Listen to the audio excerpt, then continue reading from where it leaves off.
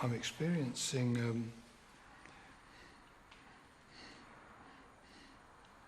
pain across the forehead.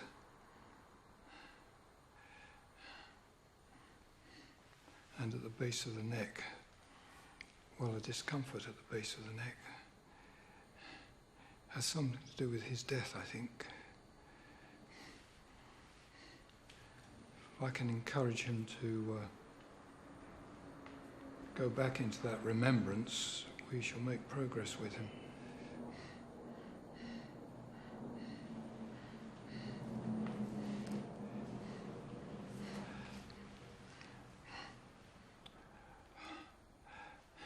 He was walking along the path and saw the two men and realised that this was dangerous and something was about to happen. And he turned, and there were two others on the path blocking his retreat.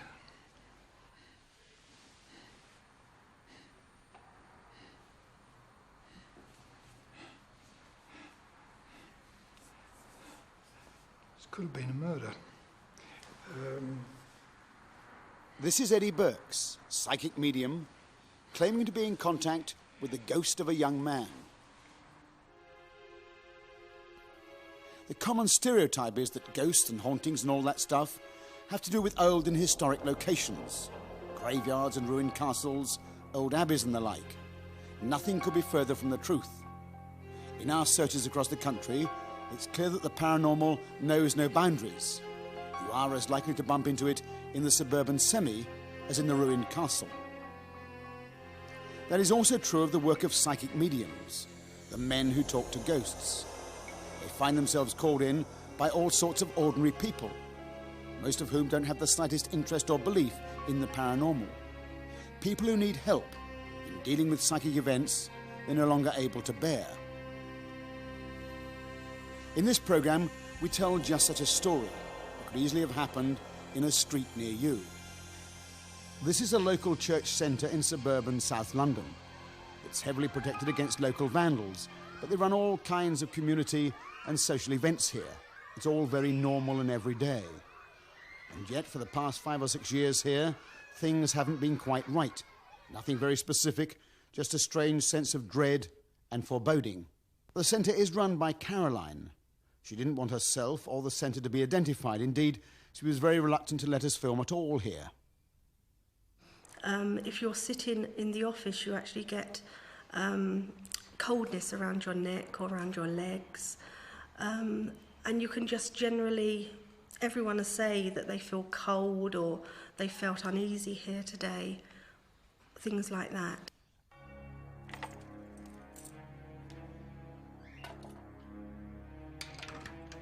The experience I've had on going downstairs when I had to go to the boiler room was immediately as I approached the doors from the upstairs, my stomach actually was turning over, and I was very fearful to actually go down the stairs.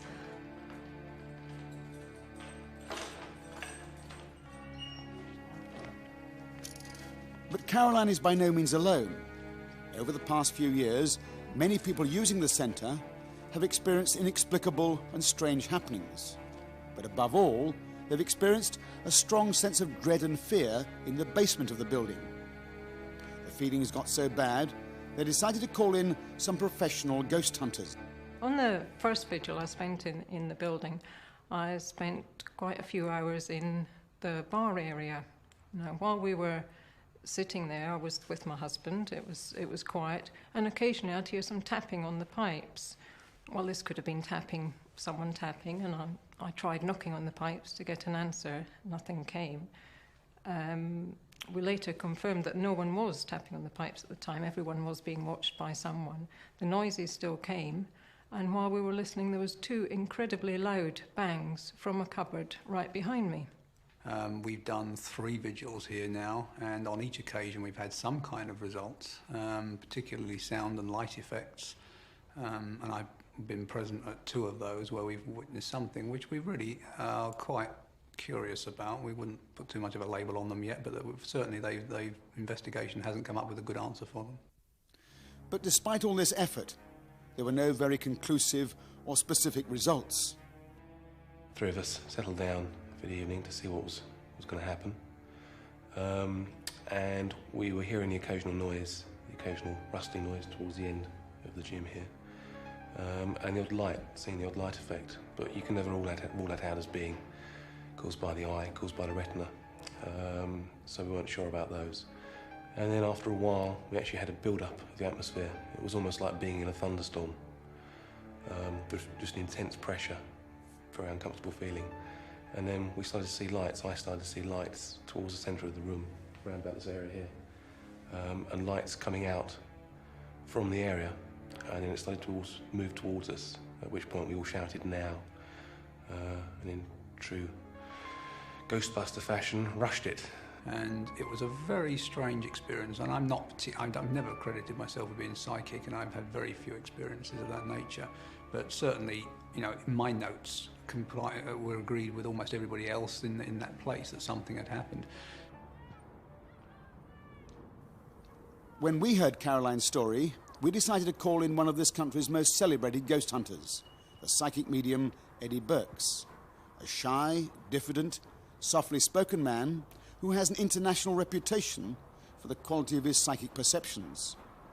We told him nothing about where he was going or what had happened at the centre. When he arrived at the centre, Eddie spent the first half hour or so just walking through all the rooms. During this time, he did indeed get a sense of something dark and mysterious in the basement, but it was not for him the main focus of unrest or unease in the centre.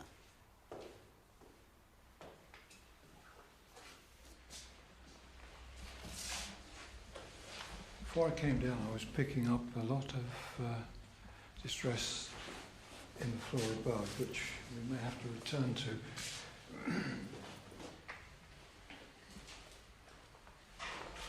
Don't much like the feeling of it down here, but I don't think it's theirs. I don't think it's the same sort of distress I was picking up upstairs.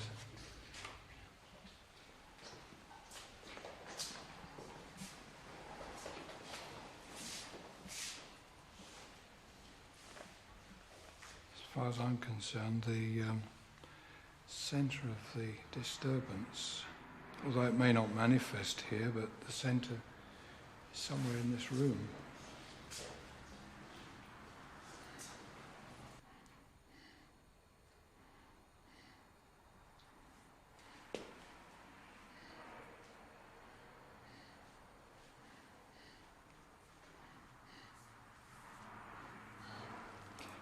I'm making contact with somebody, a man. He's saying, what do these other people want?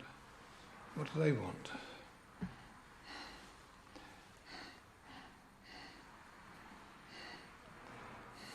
Seems he wants to make contact with me.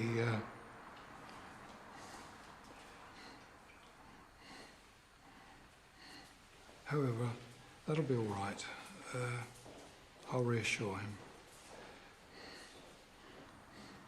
I want to find out more about him.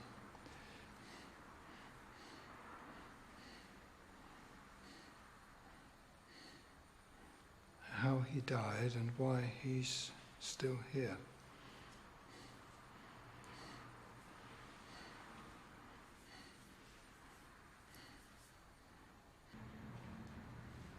He's wearing dark trousers, flared, bell-bottom type trousers. So I suppose that places him in the 1950s, I'm not sure. If so, I think it would be... No, I can't be sure of the date at the moment. He's not very happy at remembering the circumstances of his death, and it's going to be a little while before we can persuade him to do that.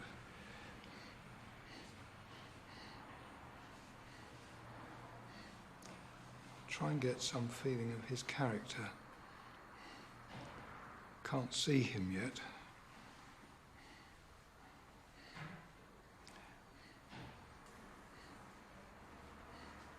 A youngish man, I feel. Died suddenly.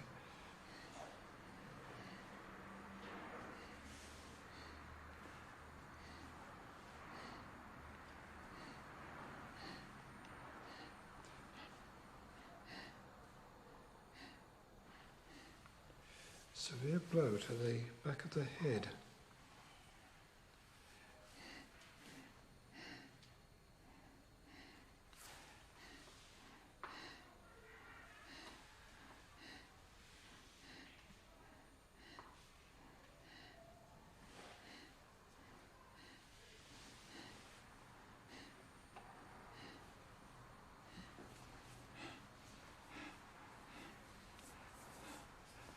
Could have been a murder.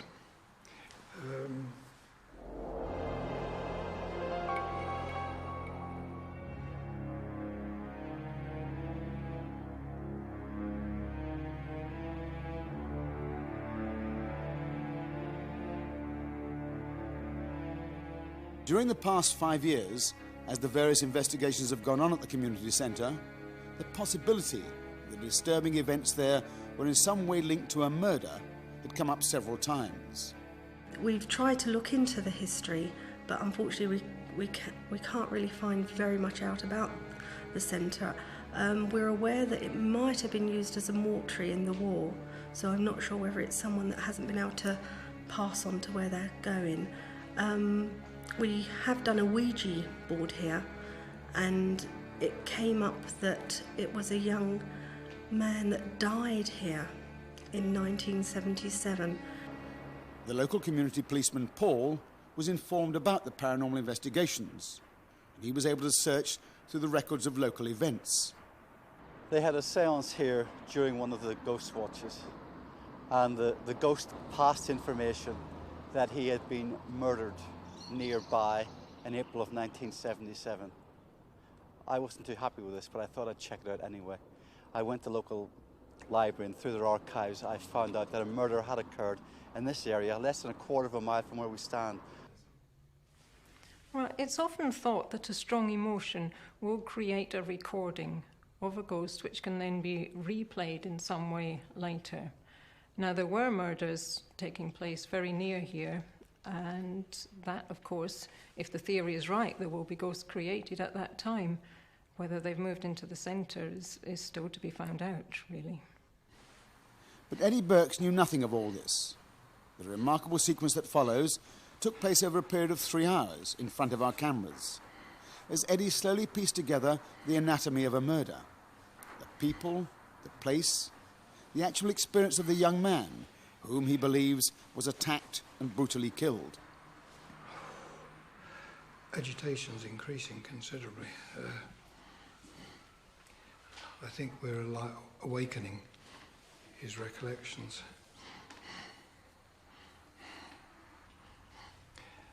I just saw railings, like park railings, and a path. I think this took place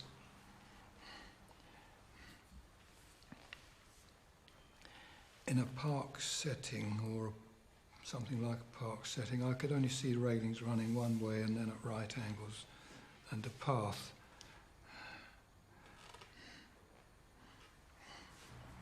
I'm getting very, very strong impressions of the struggle that took place between him and these 2 men. This is, I think, drug-related.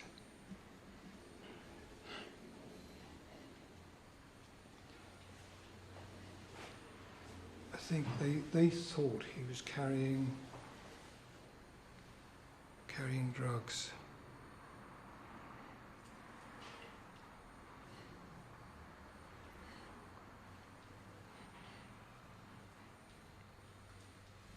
And the fight started because they demanded drugs, and he denied that he was carrying any.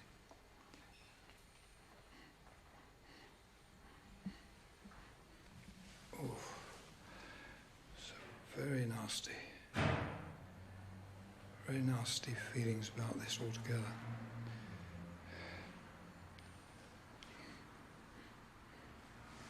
I was getting the words, "You've got it all wrong, you've got it all wrong," and I thought it was referring to what I was doing, but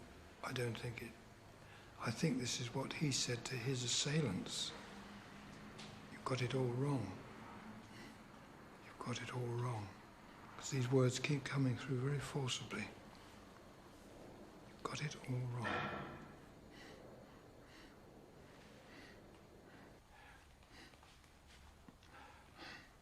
I think there were more than these two men involved.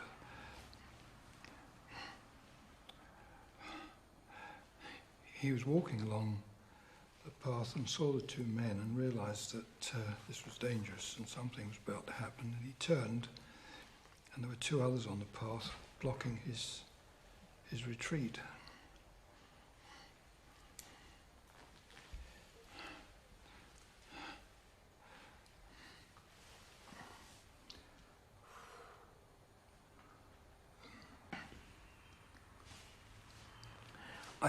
I think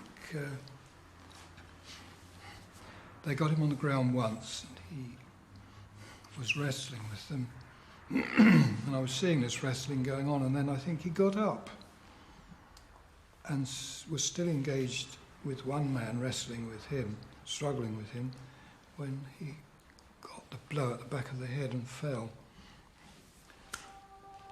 Once he is in contact with a disturbed spirit, in this case the spirit of a young man, Eddie sees his role as finding out the cause of his disturbance, or as Eddie would put it, why he refuses to pass over into the spirit world.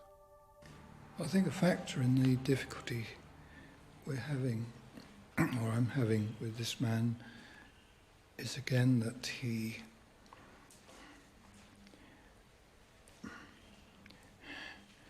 very angry and at what happened. He naturally bears a sense of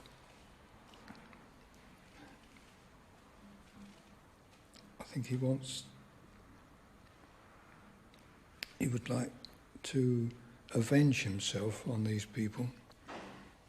As long as he carries that strongly with him, it's going to be difficult to free him.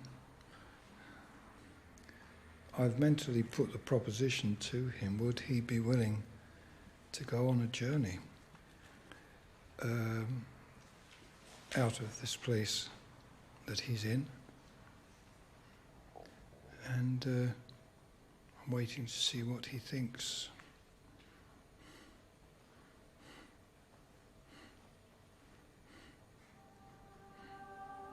Eddie has now come to what he sees as the most important part of his work, actually reasoning with the spirit to persuade him or it to move on, away from the focus of his anger and desire for revenge. For him, it is a process of cleansing and exorcism. I see a brook and a bridge across, and this has suddenly come into view, and I think he can see it as well. And this, if he steps across this bridge, it will be symbolic of his leaving this place. Well, more than symbolic, it will mark his leaving this place and going on this journey. He'll not be able to come back, but that's okay. I don't think he'll ever want to. So it's now up to him to make that step. It's got to be his choice to leave.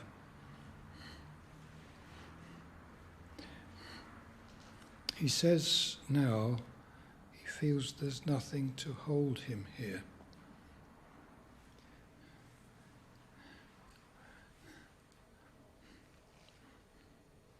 But he says, I want to do something about those men. The ones that killed me. Well, he can't do anything about it where he is now, and he may have a different view if he starts on this journey. In time,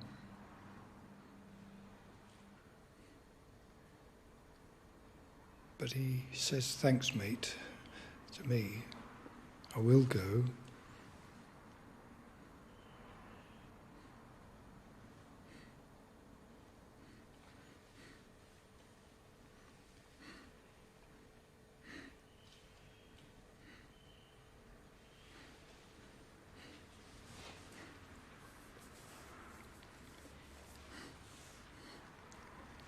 He has gone across the bridge. I've got to come out of it now. I've done all I can do, and I think all that was necessary at this stage.